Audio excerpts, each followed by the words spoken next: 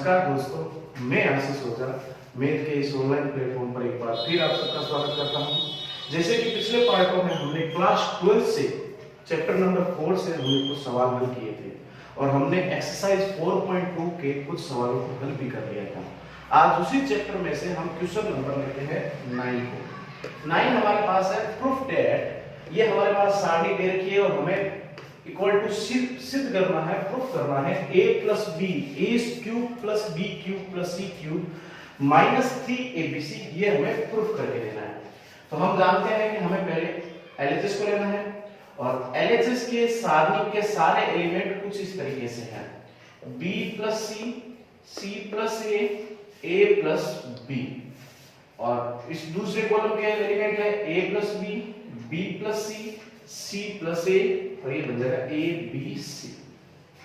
इसको हमें सीधा प्रसार नहीं करना है, हमें संक्रियाओं के माध्यम से इसको हल करना है, सरल बनाना है, फिर इसको सिंप्लीफाई करना है, प्रसार करना है। तो सबसे पहली जो संक्रिया मैं लगा रहा हूं r1 को चेंज कर रहा हूं और r1 में से r2 plus r3 plus r1 plus r2 plus r3 को ऐड कर रहा हूं। तो r1 को चेंज करने पर हमारे पास जो संक्रिया बनेगी b प्लस सी, सी प्लस ए प्लस बी, इन तीनों को जोड़ेंगे तो हमारे पास बन जाएगा 2a plus 2b plus 2c। तो 2 को कॉमन लेने के बाद में हमारे पास बनेगा 2a plus b plus c। यहां पे भी इन तीनों को ऐड करेंगे तो हमारे पास दो कॉमन आके बन जाएगा a plus b plus c। इन तीनों को ऐड करेंगे तो हमारे पास कंडीशन बनेगी a plus b plus c, ये कंडीशन हमारे पास आएगी। अब बाकी के जितने भी एलिमेंट है वो यहां पे लिख देंगे c plus a, b plus c, b, a plus b, c plus a, और ये बन जाएगा c। ये हमारे पास जो है एलिमेंट बने हैं। अब हम r1 से हम देखते हैं कि r1 से हम a प्लस b प्लस, ये तीनों एलिमेंट एक जैसे हैं, हम इनको कॉमन ले सकते हैं। तो यहां पे मैं लिख रहा हूं r1 से a plus b plus c common ले लेता हूं। तो हमारे पास जो सारणिक से कॉमन आ रहा है तो हमारे नेक्स्ट जो बनने वाला स्टेप होगा a plus b plus c। अब हमारे पास जो अंदर सारणिक बचेगी वो बचेगी 2 2 1, और सेकंड पंक्ति के जो स्तंभ बचेंगे वो बचेंगे c plus a, b plus c and b। Next जो पंक्ति है हमारे पास a plus b, c plus a and c, ये हमारे पास जो है कॉलम बनेगा। अब यहाँ पे संक्रिया जो दूसरी अप्लाई करते हैं, यहाँ पे हम चेंज कर रहे हैं C1 को। C1 को चेंज करने के लिए हम C1 में से C2 को सब्ट्रैक्ट कर सकते हैं। यहां से मैं C1 minus C2, first column में से सेकंड कॉलम को हम सब्ट्रैक्ट करेंगे। तो हमारे पास क्या आ रहा है, पहले जो बाहर आ रहा है a plus b plus c, ये एलिमेंट लिखेंगे। अंदर C1 को फर्स्ट कॉलम को चेंज करेंगे तो 2 सब्ट्रैक्ट 2 इज इक्वल टू 0 बन जाएगा। अब हमारे पास है पहला जो एलिमेंट है a प्लस b, सब्ट्रैक्ट करना है b प्लस c को, तो ये बन जाएगा b माइनस c। देन ये हमारे पास c से c कैंसिल आउट हो जाएगा, तो हमारे पास जो नेक्स्ट एलिमेंट बचेगा a माइनस b। इसी प्रकार हम तीसरे एलिमेंट को अगर हल करते हैं तो a plus b minus c minus a से कैंसिल आउट हो जाएगा तो b माइनस c बच जाएगा। अब बचे हुए जो एलिमेंट हैं हमारे वो इस तरीके से लिखेंगे 2 a b plus c plus a 1 b and c, ये हमारे पास नेक्स्ट जो स्टेप आएगा। अब हम देखते हैं कि हमारा जो नेक्स्ट स्टेप रहेगा, अब जो हमारा नेक्स्ट स्टेप रहेगा हमें आगे और भी हल करना है। हम C2 को चेंज करते हैं। नेक्स्ट जो संक्रिया हमारी थर्ड संक्रिया जो लगा रहे हैं वो ये रहेगी C2 को हम चेंज कर रहे हैं। और C2 को किस तरीके से चेंज करेंगे, C2 सब्ट्रैक्ट C3, और इसके साथ हम मल्टीप्लाई कर देंगे 2 की। ये संक्रिया लगाने पर हमारे पास C2 का फर्स्ट एलिमेंट भी 0 बन जाएगा। तो हमारे पास जो सारणिक है a plus b plus c, और इसका फर्स्ट कॉलम के जो एलिमेंट है 0 a minus b, b minus c, और C2 को चेंज करेंगे तो C2 माइनस C3, लेकिन C3 के साथ 2 की मल्टीप्लाई करके हल करेंगे तो 2 multiply 2, 1 multiply 2 is equal to, ये बन जाएगा 0। इसको हल करते हैं, b प्लस c, ये हमारे पास एलिमेंट है, इसमें से हम b को सब्ट्रैक्ट करेंगे 2 के साथ मल्टीप्लाई करके, तो ये बन जाएगा 2b। तो हमारे पास जो एलिमेंट बनेगा 2b माइनस b बन जाएगा। तो नेक्स्ट एलिमेंट बन जाएगा हमारा c माइनस b।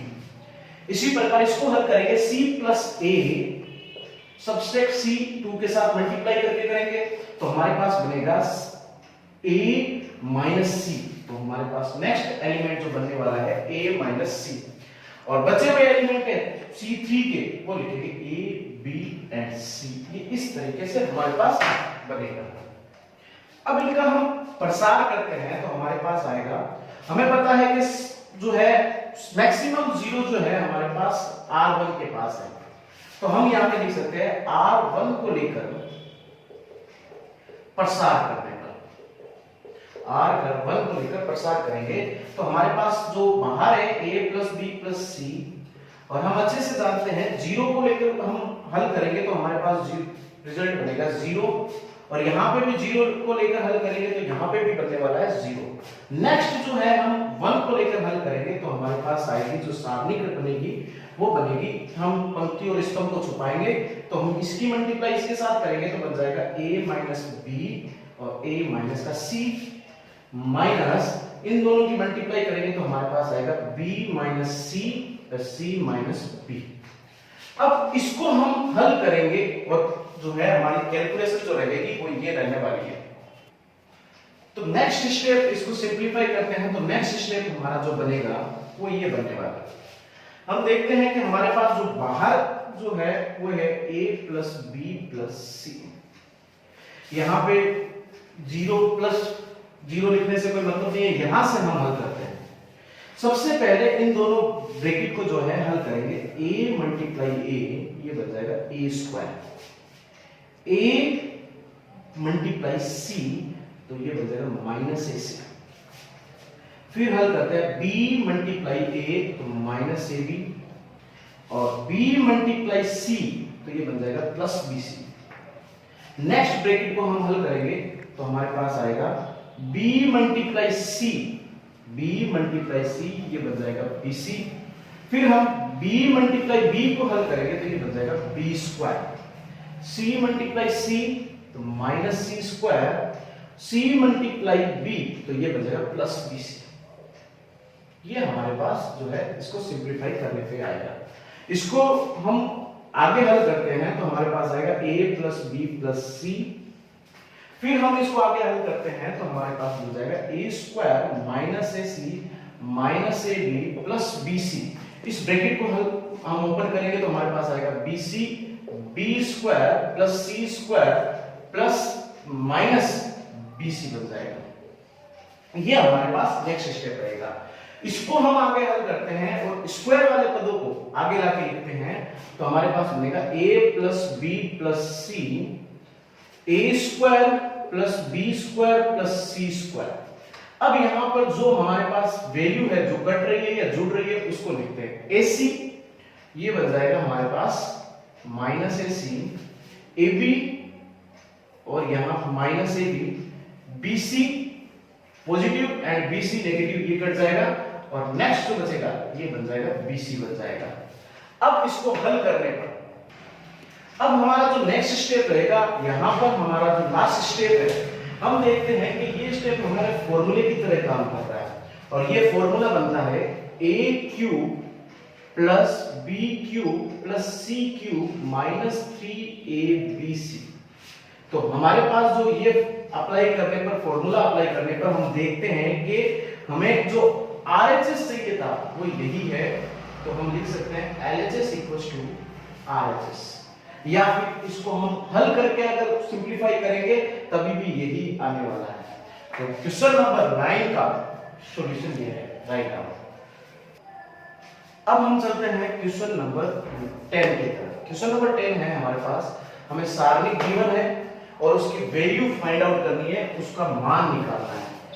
तो सबसे पहले हमारे पास जो सारणी दे रखी है वो इसके एलिमेंट हमारे पास है 1 का स्क्वायर, 2 का स्क्वायर एंड 3 का स्क्वायर। नेक्स्ट जो सेकंड रो है 2 का स्क्वायर, 3 का स्क्वायर, 4 का स्क्वायर, फिर थर्ड रो में 3 का स्क्वायर, 4 का स्क्वायर एंड 5 का स्क्वायर। इसको हम अगर लिखते हैं तो हमारे पास जो ये सारणिक बनेगी 1 का स्क्वायर 1, 2 का स्क्वायर 4 और 3 का स्क्वायर 9 बन जाएगा। फिर 4 9 ये बन जाएगा 4 का स्क्वायर 16, तो ये बन जाएगा 9 16 और 5 का स्क्वायर बन जाएगा 25 बन जाएगा। तो सबसे पहले हमने क्या किया, इसको हमने सिंपलीफाई करके हमने स्क्वायर निकाल के हमने इसको हल कर लिया। अब इनका मान निकालने के लिए हम संक्रियाओं का प्रयोग करके हल करेंगे। सबसे पहली जो संक्रिया हमारी रहेगी, तो सबसे पहले मैं चेंज कर रहा हूं C2 को, और C2 को किस तरीके से चेंज करता हूं, C2 में से यहां पे C2 में से C1 को सबट्रैक्ट कर रहा हूं और 4 के साथ मल्टीप्लाई करके, क्योंकि हम जानते हैं C2 का पहला एलिमेंट है 4 और ये है 1, इसके साथ 4 की मल्टीप्लाई करेंगे तो यहाँ पे भी 1 बन जाएगा, 4 बन जाएगा, और 4 - 4 = 0। और हम जानते हैं जितने ज्यादा हम 0 बनाएंगे हमारी जो सारणिक है उसको हल करने में उतनी ही आसानी रहेगी। तो हम C2 को चेंज करते हैं, तो C1 के सारे एलिमेंट को सामने लिख देता हूँ, और C2 को चेंज करने के लिए 4 - 4 ये बन जाएगा 0, और यहाँ पे 9 माइनस C1 का एलिमेंट है 4 × 4, तो ये बन जाएगा 16, 9 - 16 = -7 बन जाएगा। तो हमारा जो नेक्स्ट एलिमेंट बनेगा वो बनेगा -7। अब इसी प्रकार हम इसको चेंज करते हैं, C2 - 16 - C1 9 × 4, तो हमारे पास ये बन जाएगा 16 माइनस ये बन जाएगा 36, इसको हल करते हैं तो -20 बन जाता है, तो ये बन गया -20। और इसके थर्ड जो स्टेप के सारे एलिमेंट है उनको मैं लिख रहा हूं 9 16 एंड 25। ये हमारे पास पहली संक्रियाओं को हमने लगा दिया। अब हम चेंज करते हैं C3 को, दूसरी संक्रिया यहां पे अप्लाई कर रहा हूं, मैं C3 को चेंज कर रहा हूं, और C3 में से मैं माइनस कर रहा हूं, सबट्रैक्ट कर रहा हूं, वो कर रहा हूं C1 को, बट C1 के साथ मल्टीप्लाई कर रहे हैं 9। वापस वही रीजन देंगे कि यहां पर हमारे पास C3 का जो पहला एलिमेंट है वो है 9 और इसके पहला एलिमेंट है 1, तो मल्टीप्लाई 9, तो 9 - 9 ये बन जाएगा 0। तो इस तरीके से हम 2 0 अगर लेके हल करेंगे, प्रसार करेंगे, हमारे लिए उतना ही सरल रहेगा। तो नेक्स्ट C1 के सारे एलिमेंट लिख रहा हूं 1 4 9, और C2 के सारे एलिमेंट लिख रहा हूं 0 - 7 -20। अब C3 को चेंज करने वाले हैं, C3 - 7 ये बन जाएगा 0, और C3 16 - 9 7 ये बन जाएगा 4। तो चूंकि हम जानते हैं 16 - 9 36 बन जाएगा, और इसको सबट्रैक्ट करेंगे तो -20 बन जाएगा, तो ये बन जाएगा -20। तो इसका सेकंड स्टेप बना है वो बन गया -20। अब इसको हल करते हैं थर्ड एलिमेंट को, 25 × 9 × 9, तो 25 × 81, इसको सबट्रैक्ट करेंगे तो ये बन जाएगा -56। 25 - 81 = -56। ये हमारा थर्ड एलिमेंट तैयार है। अब हम देखते हैं कि R1 में मैक्सिमम 0 है, इसलिए हम लिख सकते हैं R1 को लेकर प्रसार करने पर, R1 को लेकर प्रसार करने पर, जब हम R1 को लेकर प्रसार करेंगे तो हम जानते हैं कि सबसे पहले R1 को लेकर हम 1 को लेकर हल करते हैं, तो हमारे पास इसकी पंक्ति और इसके स्तंभ को हम छुपा लेंगे, तो हमारे पास शेष जो एलिमेंट है वो ये रहेंगे -7 -20 एंड -56। और फिर हम 0 को लेकर प्रसार करेंगे तो पीछे 0 बनने वाला है, और इस 0 को लेकर प्रसार करेंगे तो मल्टीप्लाई करेंगे तो ये भी 0 ही बनने वाला है।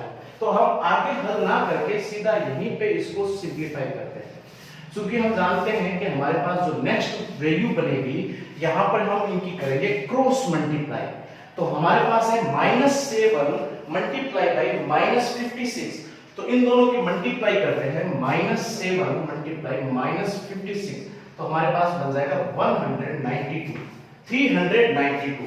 ये हमारे पास मल्टीप्लाई करने पर आता है, तो ये बन जाएगा 392। फिर हम 20 × 20 ये बन जाएगा 400, ये हमारे पास वैल्यू आएगी। अब हमारे पास जो लास्ट स्टेज रहेगा वो रहेगा 392 - 400, तो हमारे पास जो वैल्यू बनेगी वो बन जाएगी -8 और -8 multiply by 1 is equal to -8। ये हमारे क्वेश्चन नंबर 10 की जो है वैल्यू है, राइट। अब हम चलते हैं क्वेश्चन नंबर 11 की तरफ। क्वेश्चन नंबर 11 है, यदि ओमेगा इकाई का घनमूल हो तो सारणिक हमें दे रखी है, इसका मान जो है फाइंड आउट करना है। ये सवाल बहुत ही आसान है। हम देखते हैं कि हम जानते हैं कि हमें क्वेश्चन में भी दे रखा है ओमेगा क्यूब की जो वैल्यू है वो इकाई मींस 1 रहेगी, हमें ये अप्लाई करना है। तो सबसे पहले इसकी वैल्यू निकालने से पहले, इसका प्रसार करने से पहले हम देखते हैं जहां जहां पे ओमेगा क्यूब दिखे वहां पर उसकी वैल्यू हम 1 अप्लाई करते हैं, ओमेगा स्क्वायर, फिर हम इसको ओमेगा क्यूब की जगह यहां पे भी बन जाएगा 1 ओमेगा, ओमेगा स्क्वायर ओमेगा, ये बन जाएगा 1। अब यहाँ पे इसका प्रसार करें उससे पहले हम यहाँ पे संक्रिया लगा सकते हैं, और संक्रिया लगाने हम संक्रिया इसीलिए लगाते हैं ताकि हम मैक्सिमम 0 बना पाए।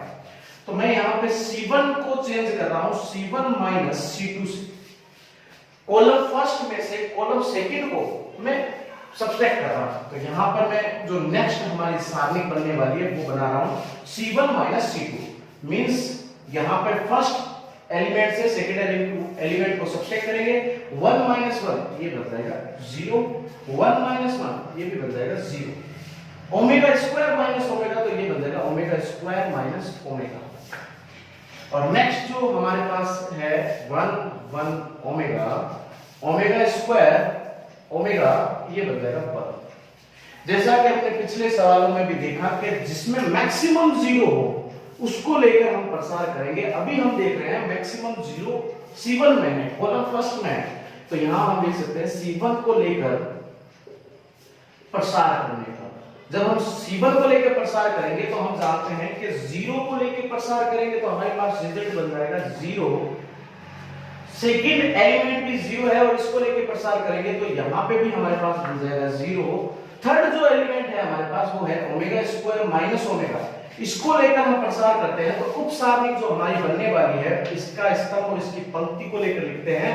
तो हमारे पास एलिमेंट है 1 ओमेगा स्क्वायर एंड ओमेगा। इसको देखते हैं तो 0 ये बन जाएगा हमारे पास ओमेगा स्क्वायर माइनस ओमेगा, इसकी क्रॉस मल्टीप्लाई करेंगे तो ओमेगा माइनस ओमेगा स्क्वायर बन जाएगा। तो हम इसको हल करते हैं तो हमारे पास जो वैल्यू आई है ओमेगा स्क्वायर माइनस ओमेगा, अब इसको हम हल करते हैं तो हमारे पास जो वैल्यू आई है वो ये है omega square minus omega, omega minus omega square. अब यहाँ पे इसको हम लिख सकते हैं ओमेगा स्क्वायर, इस स्टेप को हम लिख सकते हैं omega square omega minus 1, omega minus 1 और 1 माइनस ओमेगा। इसको हल करेंगे तो वापस यही स्टेप बनने वाला है। तो हम इसको यहाँ पे इसलिए लिखा है कि यहाँ से कॉमन माइनस कॉमन लेने पर ये बन जाएगा ओमेगा स्क्वायर और ये बन जाएगा ओमेगा माइनस 1 का, ओमेगा माइनस 1 का होल स्क्वायर। यहाँ पे माइनस कॉमन लिया तो ये बन जाएगा 1 माइनस ओमेगा का होल स्क्वायर। अब यहाँ पे हमारे पास फॉर्मूला बन रहा है a माइनस b का होल स्क्वायर। इसको हल करते हैं a square minus 2ab plus b square बन जाएगा a square minus 2ab plus b square. इस फॉर्मूले से इसको हल करते हैं तो omega square a square means 1 plus 1 2ab 2 omega plus b square ये बन जाएगा ओमेगा स्क्वायर। तो चूंकि हम जानते हैं 1 प्लस ओमेगा स्क्वायर जो बनता है, यहाँ पर हम प्रॉपर्टी से हमने सीख रखा है 1 प्लस ओमेगा स्क्वायर तो किसके बराबर होता है माइनस ओमेगा के। तो इसको हम हल करेंगे तो omega square 1 plus omega square ये बन जाएगा माइनस ओमेगा माइनस 2 ओमेगा। इसको हल करेंगे तो हमारे पास आएगा minus omega square minus 3 omega बन जाएगा। 2 omega and 1 omega is equal to minus 3 omega. इसको मल्टीप्लाई करेंगे माइनस माइनस प्लस और ये बन जाएगा 3 ओमेगा क्यूब।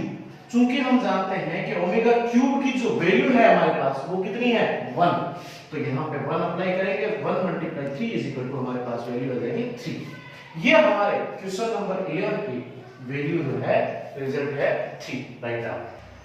इस चैप्टर से जुड़े नेक्स्ट सवाल को, बाकी के जो अन्य सवाल हैं उनको हम नेक्स्ट पार्ट में करने वाले हैं। इन सवालों से जुड़े कोई भी डाउट हो आप कमेंट के माध्यम से पूछ सकते हो। धन्यवाद।